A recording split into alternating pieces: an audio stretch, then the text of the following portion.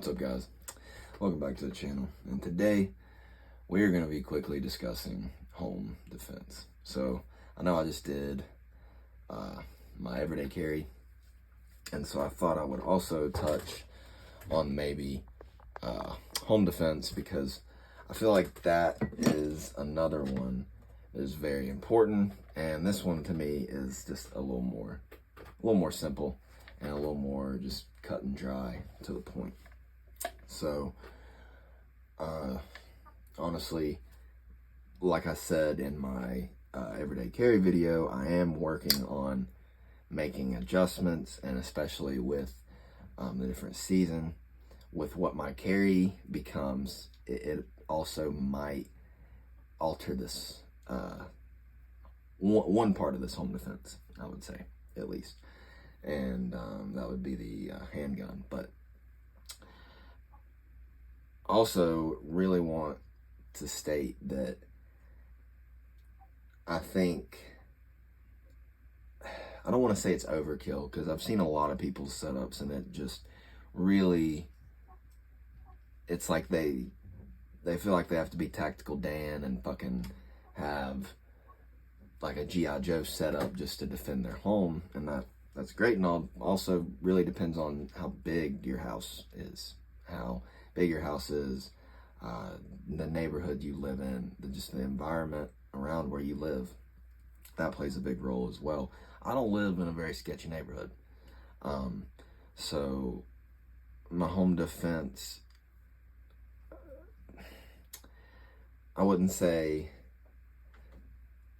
I would say the biggest advantage to a home defense would be to have what I'm going to talk about after this. But I'm going to just throw this out there, and I just wanted to have some caveat before I talk about this. This is an 8.5 300 blackout Frankenstein build.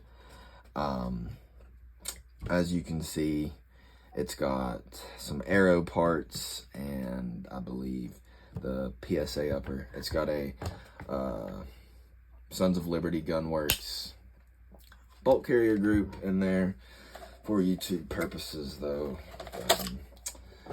Magazine is clear. I'll show clear on camera. As you can see, we are clear. So, good to go. This is if I have time to grab it. And like, I always want to point this out, and this is why I think that your handgun choice matters just a slight bit more, just because still I went with an 8.5 inch. I arguably want to go ahead and throw my, I have a 10-inch barrel for this guy, along with I know this don't matter, but a Kodiak Brown upper receiver. It will be going away from PSA parts, and it'll be a full arrow / ballistic advantage, which ballistic advantage does arrows, barrels, and some of their parts and everything. But this will be a 10-inch as soon as I get the handguard. I've just been lazy and haven't gotten the handguard or the gas block and the gas tube. That's really all I need. I have the upper receiver, I have the barrel. That's really all we need to make this a good, actually what I want it to be, home defense setup. And then we'll have the spare PSA upper that we can probably make into a truck gun. That way I'll have an 8.5 and a 10-inch. We'll just grab we'll probably grab a PSA lower for this upper as soon as I get, like I said, this arrow build sort of figured out. But we have Difrico furniture on it, the Tiger Claw, and the Kung Fu grip. I'm not gonna lie to you, these feel awesome. The C-clamp you get with the Tiger Claw, and then the Kung Fu grip is so vertical. If it might be too vertical for some people, I've definitely seen that. For a long barrel rifle, I don't know how much I would like it, but for these shorties, I mean, it puts you right where you want to be. It presents so well, and I think that's one of the big reasons that people like them so much, is just to get that vertical grip really puts you right on target. And I don't know, just the way this gun sits, we have a knockoff SBA3, which I'm going to maybe make a video on that. Probably not, because there's not really a point. Don't recommend the knockoff SBA3s. Will say that, just full disclosure, they're not worth it. So Lancer 20 round mags, I honestly got the 20 round mags to be YouTube compliant. No, honestly, they had a good sale on these, and I truly do like the aesthetic. Plus, it would fit in a backpack a lot easier. I have a folding adapter that I might work on, but like I said, we'll put that whenever the PSA build is what it is, and when the Aero build is what it is. It'll have a build. This will turn into 2 builds as soon as we get everything squared away, because we already have basically all the parts. But working on it right now. It's a Frankenstein build, just to have something that runs. I honestly will say that this thing is loud as hell, being a short barrel. I would like to look into a Hush Puppy thingy-mabobber. It goes on maybe the end of this little thing right here. But got to look into that, and definitely would probably prefer to put it on the 10-inch than the 8.5 build whenever we get these squared away. But enough blabbering about this. Let's go ahead and move on to realistically what I'm grabbing when I hear you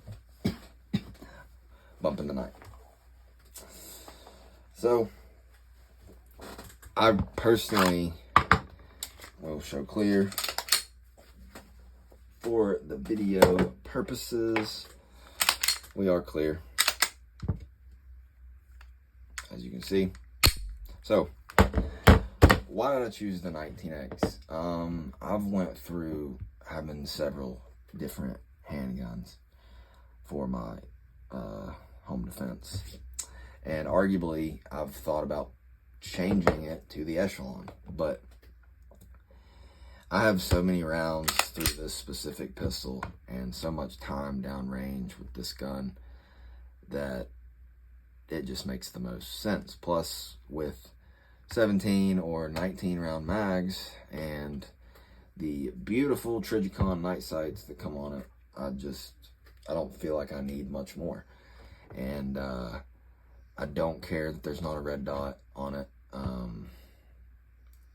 I don't care that's not cut. I will arguably make the bigger switch to red dots, but I'm not ready for it yet. I'm just not. So I haven't worried about cutting it or getting the 45.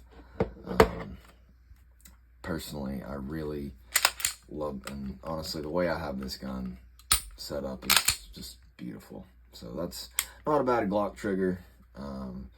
Said it's had a lot of rounds as shot through the triggers specifically. It's just had a lot of dry fire and just trigger time. So I don't mind the trigger on Glocks, especially after they've been worn in. So we'll say that.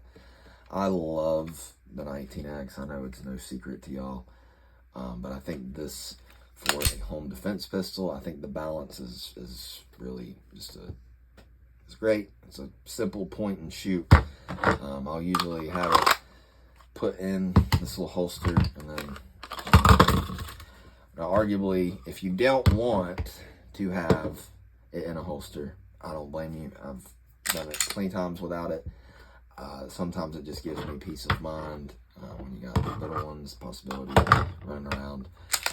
You might want to have a safer setup than even just having it in a holster, arguably. So whenever you got to think about your environment, think about what situation you would have yourself in your home, to what you would need it for. So I would argue that a lot of other guns can fit into this role. I chose the 19X due to just purely time and the reliability. Plus, I would argue I like the way a 4-inch barreled pistol tracks more than a 4.5 or a 5-inch. Say what you want. I really love the way this balance of the gun feels. And having a Streamlight TLR1 HL on the end just to be able to make sure I know what I'm shooting at. That's one thing also about my AR build, is my AR build's just not really ready yet. It's got a cheap ass fucking Amazon red dot on it that it works, but I don't really trust whatsoever. Need to get a new dot for it. I need a flashlight for it. There's a lot of things that I need for this guy, and I just haven't done it yet. So I need to. Hopefully I will, but I mean, with this in my nightstand, I feel okay. You know what I mean? I feel okay. This loaded up with hollow points, I feel just fine. Say what you want.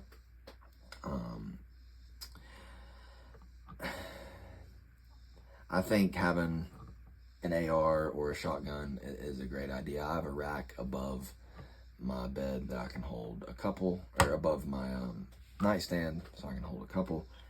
I realistically think that grabbing this in any bump in the night scenario, if you have a lot more time, yeah, you can prep. But I mean, you know, that's that. This is, oh fuck, you know, this is last minute, oh shit, point, shoot. So hopefully you liked the video. If you did, like, subscribe, share, and I'll catch you on the next one. Take it easy.